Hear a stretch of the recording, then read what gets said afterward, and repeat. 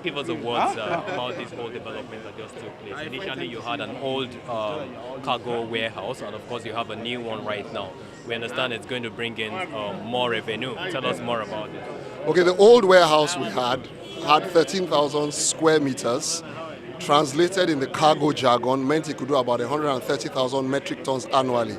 This has a little over 21,000 square meters, which means it can do close to 220,000 metric tons annually. That means that the capacity to handle cargo has increased by more than 50%. In addition, when we showed the video and took people, where it's a semi-automated component, which means that you can handle things faster. The whole essence of the new warehouse is to handle more goods and handle them faster, bring more revenue to ourselves and by extension to the federal government because it's a customs-bonded warehouse, and of course satisfy the customers and the consignees who have goods coming through here. Take note that cargo on air is requested by people who want it quickly. So the essence is to be able to deliver what they need quickly, safely, and securely.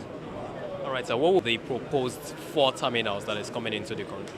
It will be a perfect complement, like we mentioned. Part of the mandate that NACO has from the Federal Airport Authority of Nigeria, with the list that we're given, is to develop a cargo hub in Lagos. So it's a natural fit to the Ministry of Aviation's transformation agenda to develop what you call aerotropolis, where you have airports that have become cities, like you have in Dubai, Heathrow, etc. We understand, sir, that this has a cold room. Tell us about the perishable cargo aspect. Okay, it has both a cold room and a freezer.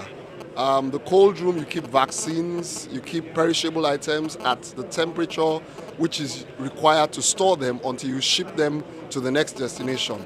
The freezer, just like you have a freezer in your house, actually can keep things at -0 up to -22 degrees. So it keeps things in block. There are certain things that you have to keep at temperatures like that, some pharmaceutical items, etc. So the old warehouse didn't have that, and by extension, it meant that cargo coming into Nigeria of that nature were non-existent because there wasn't anywhere where you could handle them.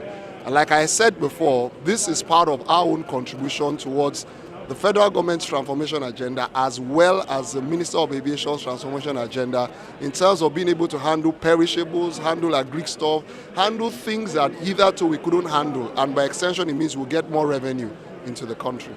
Okay, sir. It also says that, of course, this must have been cost incentive. Just give us a little bit of the cost implications of everything and tell us about the expansion projects that you are going to be embarking on.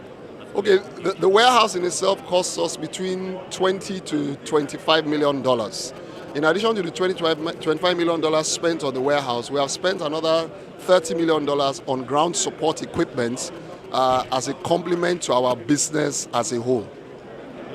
So what's going to be the effect of these on dividends for shareholders at the end of the day? Absolutely. It would be amazing because you can see that this is the engine that fires our movement in NACO. So it will provide a lot of liquidity for the company.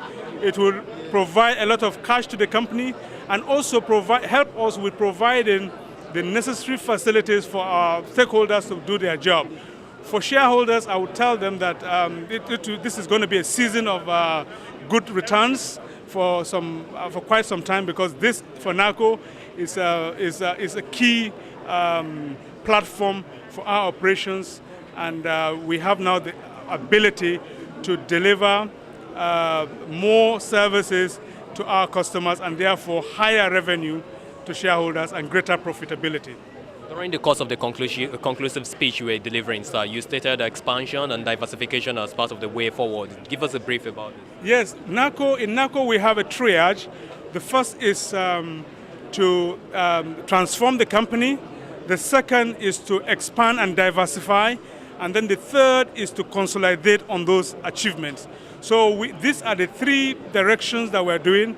We're expanding to Africa, we are diversifying into power, and we are going to consolidate all these achievements into one group of companies for the benefit of our shareholders.